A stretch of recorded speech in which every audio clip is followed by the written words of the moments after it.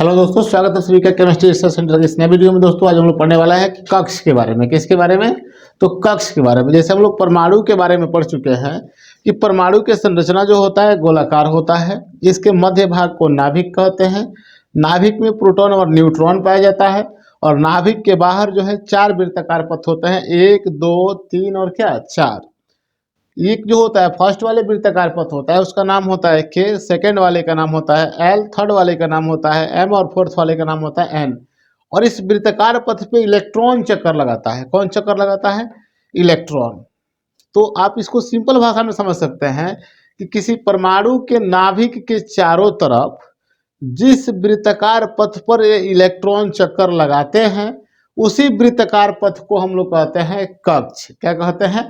कक्ष। तो यहाँ देख सकते हैं, इसको डिफाइन भी किया गया है कि किसी परमाणु के नाभिक के चारों तरफ का वह वृत्ताकार पथ जिस पर इलेक्ट्रॉन चक्कर लगाता है उसे हम लोग कक्ष कहते हैं। सिंपल सी बात याद रखिए, परमाणु होता है, उसके मध्य भाग में नाभिक होता है और नाभिक के बाहर वृत्ताकार पथ बने होते हैं 4, 1 2 3 4। एक वाले का नाम होता है के, दूसरे वाले का नाम होता है एल, तीसरे वाले का एम और चौथे वाले का एन। और इस वृत्ताकार पथ पे चक्कर कौन लगाता है? इलेक्ट्रॉन। तो जिस वृत्ताकार पथ पे इलेक्ट्रॉन चक्कर लगाता है उसी पथ को कक्ष कहते हैं। क्या कहते हैं? कक्ष कहते हैं। तो कक्षों की संख्या कितनी होती है बाबू? तो कक्षों की संख्या होती है 4, 1 2 3 और क्या 4। फर्स्ट वाला जो कक्ष होता है उसका नाम के होता है, सेकेंड वाले का नाम एल होता है, थर्ड वाले का नाम एम होता है और फोर्थ वाले का नाम एन होता है। कह सकते हैं हम लोग यहाँ पे फॉर्मूला भी होता है कि कक्ष में उपस्थित इलेक्ट्रॉनों की अधिकतम संख्या जो होती है उसको 2n² से सूचित किया जाता है, जहां n क्या है? कक्षों की संख्या है। तो कक्ष, किस कक्ष में कितने इलेक्ट्रॉन चक्कर लगाते हैं उसकी फॉर्मूला क्या होता है? 2n² होता है। तो यहाँ देख सकते हैं यहाँ पे कि n का वैल्यू कितना है? 1 है।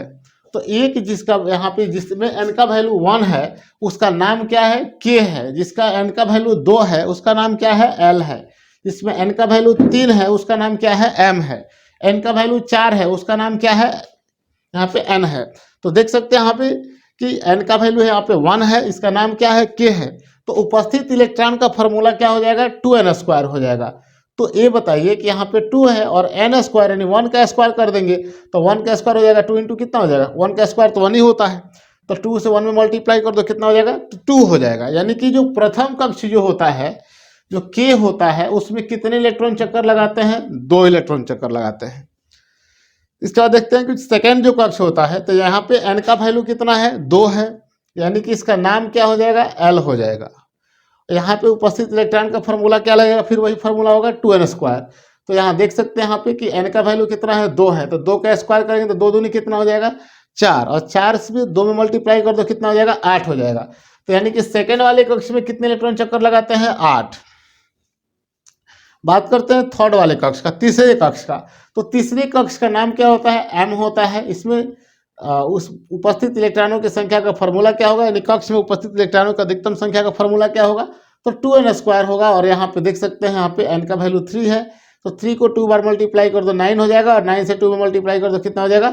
18 हो जाएगा। तो यहाँ देख सकते हैं यहाँ पे कि तीसरा जो कक्ष होता है उसमें कितने इलेक्ट्रॉन होंगे? आपके 18 होंगे, 18। यदि चौथे की हम लोग बात करें तो n का वैल्यू यहाँ पे 4 है और इसका नाम क्या हो जाएगा? तो n हो जाएगा। और यहाँ पे उपस्थित इलेक्ट्रॉन का फॉर्मूला होगा 2n²। तो यहाँ पे n का वैल्यू तो 4 है, 4 के गुणा 2 बार करोगे 4 चौका कितना हो जाएगा? 16 और 16 में आप 2 से गुणा कर दो, कितना हो जाएगा? 32।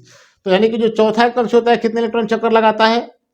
तो 32 इलेक्ट्रॉन। तो आप यहाँ पे सिंपल तरीका से याद रख सकते हैं कि कक्षों की संख्या कितनी होती है? 4 होती है। कौन कौन सी होती है? तो 1 2 3 4। फर्स्ट वाले कक्ष का नाम क्या होता है? तो के होता है। सेकंड वाले का नाम क्या होता है? एल होता है। थर्ड वाले का नाम क्या होता है? एम होता है और फोर्थ वाले का नाम एन होता है।